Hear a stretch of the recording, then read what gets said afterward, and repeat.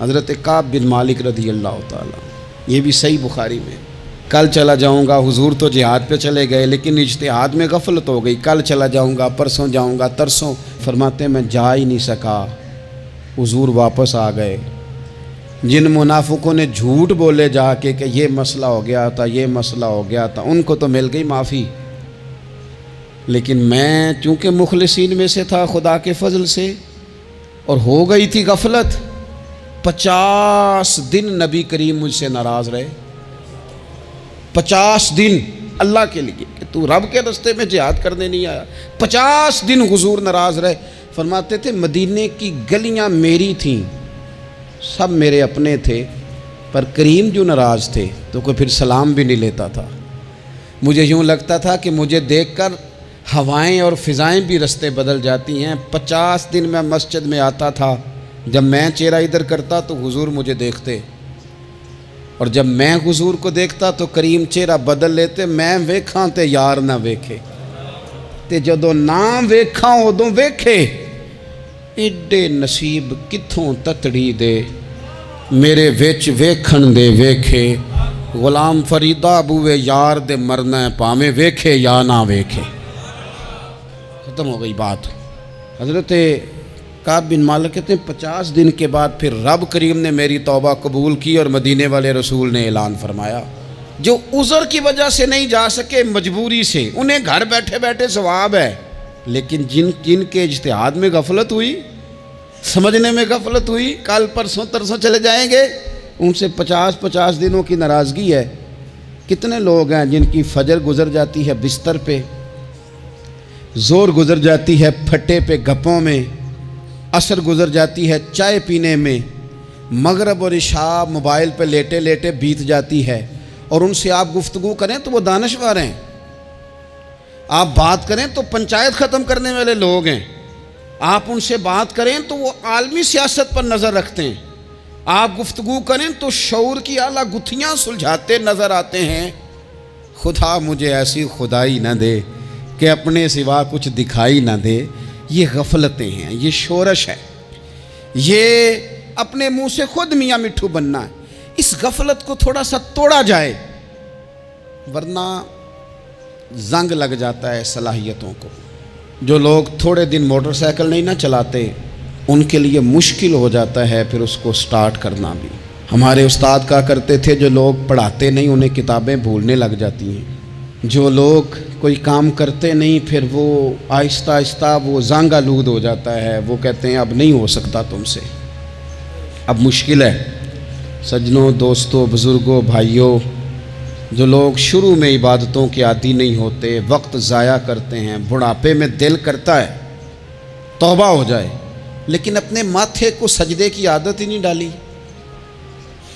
یہ جسم جھکنا اس کا عادی نہیں ہوا کہ رب کی بارگاہ میں جھکے، اس کا مزاج ہی نہیں تہجد پڑھنے کا، سارا کچھ ہو جاتا ہے۔ میں نے سیاست کرنے والے، پنچایت ختم کرنے والے، چدراہٹ کرنے والے، وزاداری رکھنے والے راتوں کو تہجد پڑھتے بھی دیکھے ہیں، میں نے قرآن پاک سے پیار کرتے دیکھے ہیں، میں گواہ ہوں بہت سارے لوگوں کا، یہ کام ہو جاتا ہے۔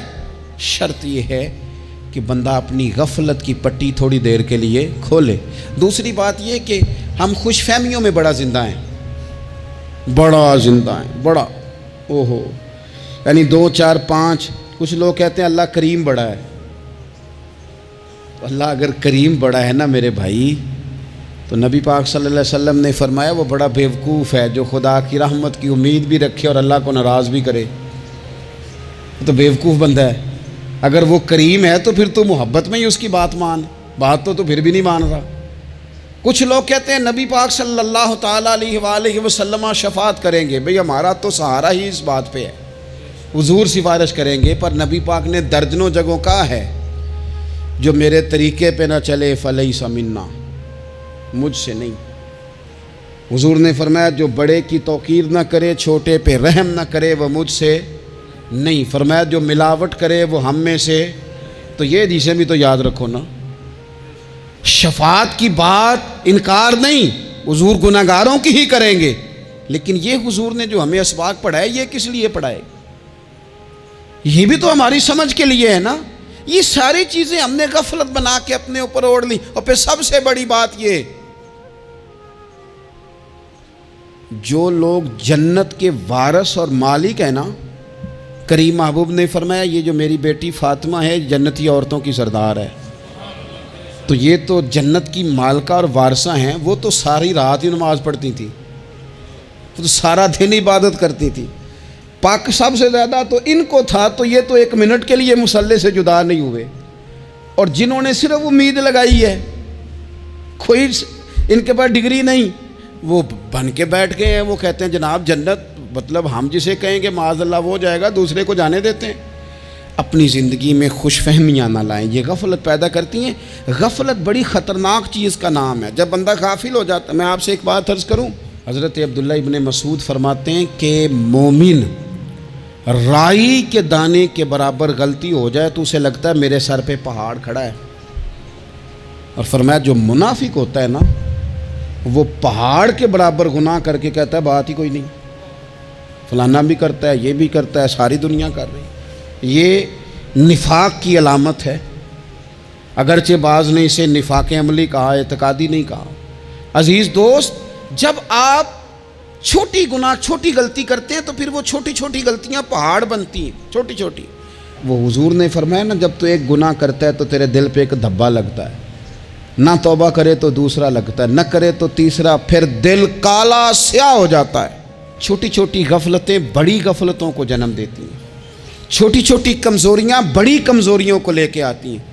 اسی طرح بخاری مسلم میں حدیث ہے، نبی پاک صلی اللہ تعالیٰ علیہ وسلم نے فرمایا کچھ لوگ کھلم کھلا گناہ کریں گے قیامت کے قریب. اعلانیہ، یا رسول اللہ صلی اللہ علیہ وسلم وہ کس طرح؟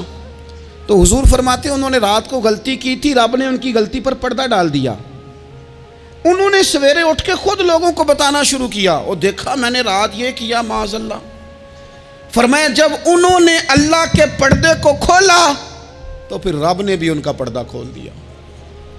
او میرے دوستو بتاؤ نا، جس کے رب پردے کھول دے پھر کون ہے جو اس کی پردہ داری کرے؟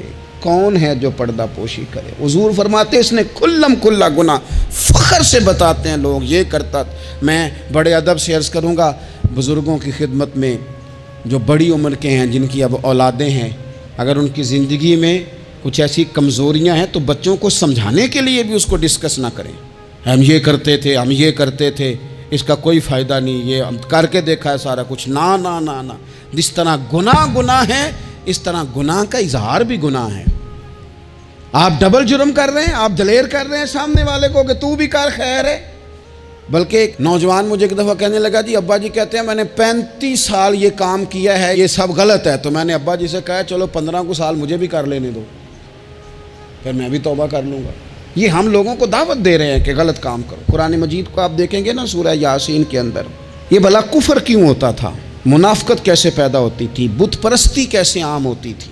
دنیا کے اندر ستارہ پرست، سورج پرست، چاند کی پوجا کرنے والے یہ لوگ کیسے پیدا ہوتے تھے؟ غفلت کی وجہ سے.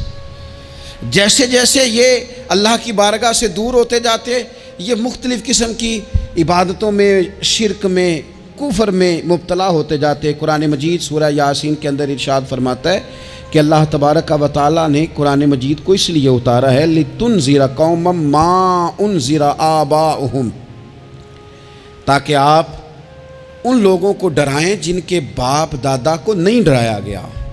اور نتیجہ کیا ہوا؟ فَهُمْ غَافِلُونَ، وہ لوگ غفلت میں چلے گئے، ڈرایا نہیں گیا، سمجھایا نہیں گیا، کسی نے سبق نہیں پڑھایا. تو میں آپ سب سے گزارش کروں گا کہ خیر کی بات بتاتے رہیں، خیر کی بات کہتے رہیں. خیر کی بات جو ہوتی ہے یہ فائدہ کرتی ہے ہمیشہ. تو غفلتیں اپنی دور کرنی چاہیے. دوسرا یہ ہوتا ہے، ایک تو انسان جب وہ دور ہو جاتا ہے چھوٹے چھوٹے گناہ کر کے تو غفلت آتی ہے. دوسرا قرآن پاک نے ایک اور مقام پر اس کا ذکر فرمایا ہے. وہ اس طرح فرمایا ہے کہ جو انسان کی پیاری چیزیں ہیں نا بعض اوقات، جن سے وہ لگاؤ پیدا کر لیتا ہے، جن سے محبت اس کی بڑھ جاتی ہے، وہ چیزیں بھی غفلت پیدا کرتی ہیں. ان میں 2 چیزوں کا تو قرآن پاک نے نام لے کے ذکر کیا ہے. ویسے وہ ڈھیر ساری چیزیں ہیں، 1 2 3 نہیں. سیاست بھی بندے کو غافل کرتی ہے، دوستوں کی کثرت بھی بندے کو غافل کرتی ہے، کھیل تماشا بھی غافل کرتا ہے، پیسے زیادہ آنے لگ جائیں تو وہ بھی بندے کو غافل کرتے ہیں، تعریف کرنے والے زیادہ ہو جائیں تو وہ بھی غفلت میں مبتلا کر دیتے ہیں۔ بندہ کسی کرسی پہ بیٹھ جائے تو پھر بھی ادھر ادھر دیکھنے کو تیار نہیں ہوتا۔ یہ ساری چیزیں غافل کرتی ہیں، لیکن دو چیزوں کا نام لیا قرآن پاک نے، فرمایا یا ایھا الذین آمنوا لا تلھکم اموالکم ولا اولادکم عن ذکر اللہ۔ فرمایا اے ایمان والو، کہیں ایسا نہ ہو کہ تمہاری اولاد اور تمہارا مال تمہیں اللہ کی یاد سے غافل کر دے۔ مال اور اولاد، بیوی کو، اولاد کو ایک مقام پہ قرآن پاک نے دشمن بھی کہا ہے۔ کب؟ جب یہ تمہیں کہیں کہ حرام کما کے لاؤ، جب یہ تمہیں کہیں کہ ہمیں جس طرح کا مرضی مال دو، جب یہ تمہیں کہیں ناجائز کرو، یہ دشمنی کر رہے ہیں تمہارے ساتھ۔ یہ مال اور اولاد یہ بندے کو غافل کر دیتے ہیں۔ کاروبار کرنا، مال کمانا، بچے پالنا، یہ ایک جزء ہے زندگی کا، یہ کل زندگی نہیں۔ کل زندگی تو یہ ہے کہ آپ نے دین کے لیے کیا کیا، ملت کے لیے کیا کیا، ملک کے لیے کیا کیا، غریب کے لیے کیا کیا۔ کبھی کسی بندے نے جھونپڑیوں والوں سے پوچھا ہے کہ بارشوں میں تمہارا کیا حال ہوتا ہے؟ وہ کچی آبادیاں جہاں سے گزر کے ہم اپنے بچوں کو دکھاتے ہیں کہ یہ دیکھو یہ پرانے مکان سارے اسی طرح کے ہوتے تھے، کبھی ان لوگوں سے آپ نے پوچھا ہے جو ساری رات چھتوں کے نیچے بالٹیاں رکھ کے وقت گزارتے ہیں کہ چھت ٹپکتی ہے؟ ان سے پوچھا ہے کہ رات بچے سو پائے تھے کہ نہیں؟ اچھا جی بارش ہو رہی ہے تو پھر ہم نے کیا کرنا تھا؟ ہم نے گھر والوں کو پکوڑوں کا آرڈر دینا تھا، وہ وقت پہ دیا۔ ہم نے کہا تھا کوکنگ آج اپنی۔ یہ کب ہوتا ہے؟ جب قومیں غافل ہو جاتی ہیں مال میں، مزوں میں، اپنی ذاتی زندگی کے پیچ و تاب میں، پھر وہ اتر کر دائیں بائیں دیکھنا پسند نہیں کرتی۔ اللہ فرماتے ہیں مال اور اولاد کہیں تمہیں اللہ سے غافل نہ کر دے، کہیں ایسا نہ کر بیٹھنا کہ تم اس میں الجھ جاؤ پوری طرح اور تمہیں صرف اور صرف اپنے بچے یاد رہ جائیں۔ تجارت کرنی چاہیے، لیکن ہم تجارت نہیں کرتے، بانی تاجر جاتے ہیں، ہر چیز کو تجارت کی نظر سے دیکھتے ہیں۔ ڈاکٹر آپ بنیں لیکن زندگی ساری ہی آپ ڈاکٹر بن کے نہ گزاریں، آپ کے کچھ اور تعلقات بھی ہیں، کچھ اور رشتے بھی، ان پر بھی تھوڑا غور کر لیں۔ غفلتیں تیزی سے آتی ہیں اور وہ آ کر کے ہمارے اوپر حاوی ہو جاتی ہیں۔ جو پرانے لوگ تھے نا، غافل نہیں ہوتے تھے۔ بڑے بڑے لوگ اپنے آپ کو کنٹرول کرتے تھے، دیکھتے تھے کہ یہاں کوئی چیز مجھ پہ حملہ آور تو نہیں ہو رہی، فلانی چیز کہیں میرے اوپر زیادہ قبضہ تو نہیں کر رہی۔ وہ پھر ان چیزوں سے اپنے آپ کو بچاتے تھے۔ نفسانی خواہشات کا غلبہ یا دوستوں کی تعریفیں یا ادھر ادھر کی چیزیں، وہ اپنے آپ کو تیزی سے اس سے بچاتے۔ اس رستے سے اجتناب کرو جو رستہ غفلت لاتا ہے، جو رستہ تکلیف میں مبتلا کرتا ہے۔ جو دم غافل سو دم کافر، سانو تے مرشد ہوئی پڑھایا ہو، ہمیں تو یہ سبق دیا گیا۔ مجھے کہہ لینے دیں، ہم میں سے ڈھیر سارے لوگ ہیں،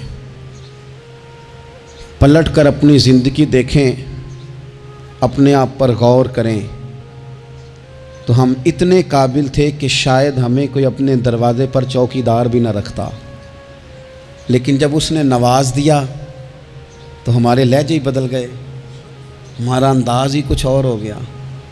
شاید کوئی ہم سے سلام بھی نہ لیتا، لیکن جب اللہ نے نواز دیا تو لفظ اور جملوں کے اندر پھر ہمارے وہ رنگ آ گیا جو نہیں ہونا چاہیے تھا۔ کیوں؟ کہ مال آیا تو غفلت لایا۔ حضرت عمر فاروق کے زمانے میں جب مال آتا تھا تو وہ رویا کرتے تھے، فرماتے تھے یہاں جی آتا ہے وہاں غفلت بھی آتی ہے۔ اپنی زندگی سے غفلت کا پردہ اٹھائیں۔ سو رہے ہیں سارے جاگ جائیں، وقت تیزی سے گزر رہا ہے، بے قابو ہو گیا، ہم سے نہیں سنبھالا جاتا ٹائم، کب دن چڑھتا ہے کچھ پتہ نہیں چلتا، شام ہو جاتی ہے ڈھیروں کام رہ جاتے ہیں۔ کئی لوگ تھے جن کا ارادہ تھا کہ پرسوں سے میں نے مسجد آنا ہے، میں نے نیک ہو جانا ہے، وہ نہیں آئے، موت ہی آئی، حضرت اسرائیل ہی آئے۔ بڑا پیار کیا فلانے نے، او ہو جی، بڑا ہی رو رہے تھے اس کے بچے، پھر کیا قبر پہ بیٹھے رہتے ہیں سارا دن؟ پھر کیا کیا انہوں نے بچوں نے؟ کسی نے کہا میں نے ساتھ جانا ہے؟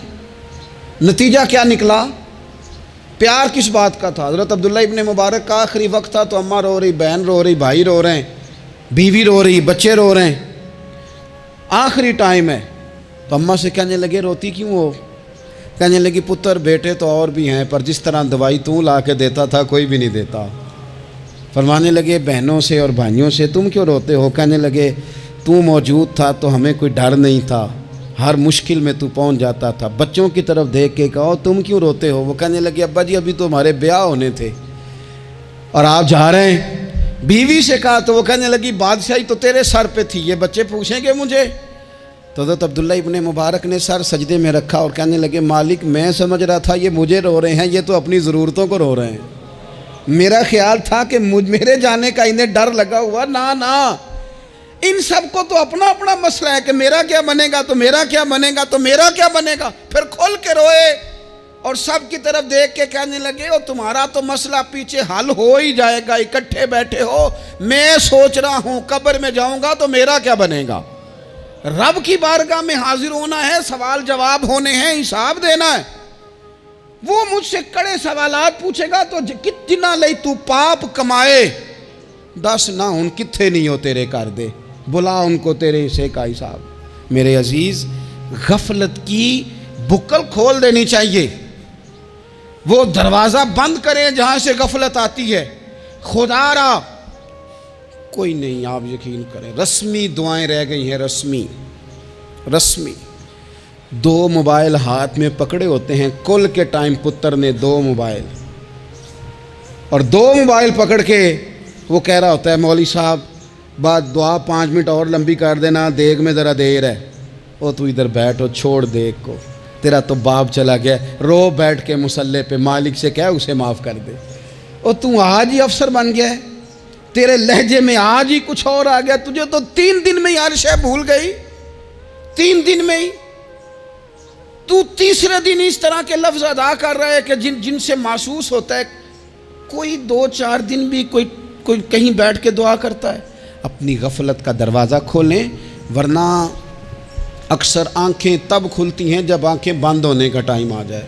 ایک بات صرف اپنی زندگی میں طاری کر لیں، اس کو بھولے نہیں کبھی، اپنا حساب خود کریں۔ جس طرح ہم پیسے سارے دوستوں کے ساتھ ساری چیزیں ٹھیک ہیں، لیکن اگر ذاتی پیسے گننے ہوں تو وہ اندر سے لوگ دروازہ بند کر کے اپنے بال بچوں کے ساتھ گنتے ہیں، ان میں لوگوں کی شراکت داری پسند نہیں کرتے، چونکہ ذاتی مسئلہ ہے۔ اور ٹھیک ہے بات، بھئی کسی کا ذاتی مسئلہ ہے، وہ ٹھیک کر رہا ہے جو بھی کر رہا ہے۔ اس طرح جو ہمارے ذاتی معاملات ہیں نا، روحانی معاملات، اپنی نمازوں کا حساب کریں، اپنی گفتگو کا حساب کریں، اپنی سوچوں کا حساب کریں، حلال کھا رہے ہیں حرام کھا رہے ہیں خود حساب کریں، اکیلے بیٹھ کے حساب کریں، جان چھڑائیں تھوڑی دیر موبائل سے، تنہا بیٹھ کے تھوڑی دیر مراقبہ کریں، خدا کی نعمت کتنی ہے، جواب میں شکر ہمارا کتنا، اس کا حساب کریں، اپنا حساب کریں۔ اور حضرت عمر فاروق کا وہ جملہ یاد رکھیں، فرمایا کرتے تھے اپنا حساب کر لو اس سے پہلے کہ تمہارا حساب کیا جائے، یہ نہ ہو کہ پھر رب رسول حساب کریں اور تمہارے لیے مشکل ہو جائے۔ اپنا حساب کریں۔